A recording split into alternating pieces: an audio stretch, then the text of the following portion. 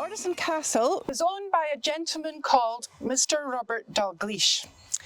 And we know that he was a solicitor, and more so that he was the prosecutor on 13 witch trials. All of those trials took place in Musselburgh and Dalkeith, so he had to travel a bit, but you'll be horrified to know that they took place, all 13 trials, over just a few days.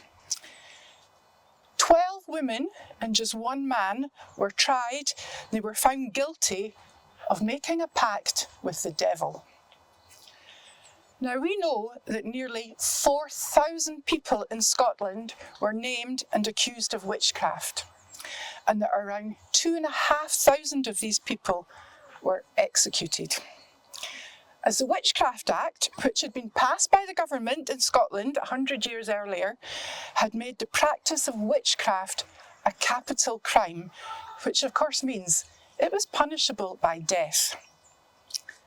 Strikingly, approximately 85% of these people who were executed were women. So we're talking about 2,000 women, over the period of about 170 years. So these numbers reflect not only the scale of the persecution, but also the gendered bias of the time. Women with a healing knowledge of such as herbalists and midwives were particularly vulnerable, as folk medicine and ritual could be reinterpreted as evidence of witchcraft. Now, all male members of the presbytery were convinced that the devil was real, and they viewed women, whom they considered the weaker sex, as especially susceptible to his influence. So torture was sanctioned. It was legal and legitimate means of eliciting a confession. Methods included the use of pillywinks, which were actually similar to thumbscrews, and also searching for a devil's mark on a person's body. This was looking for a mole or a wart or just any kind of blemish that did not bleed when it was pricked.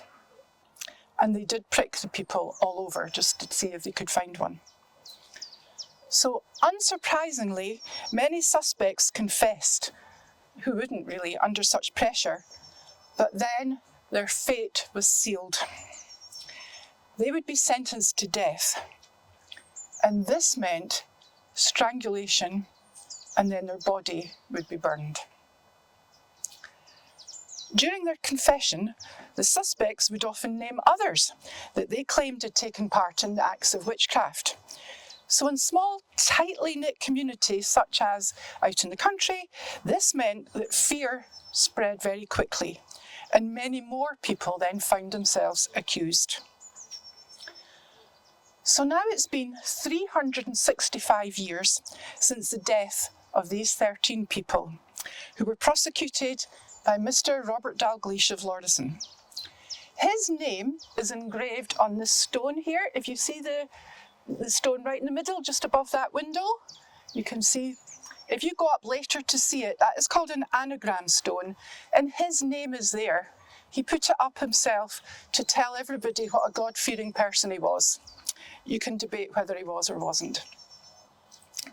But in contrast to this stone here, that has been there for over 400 years, there are no historical memorials to the 13 victims. So today, we are going to remember the individual people whose lives were lost during this time. These gravestones, including this one and these ones we're going to see, and the iconographic artwork which is embedded on each one, these stand not only as a memorial to the 13, but also as a symbol of the thousands who were hounded and persecuted during this time.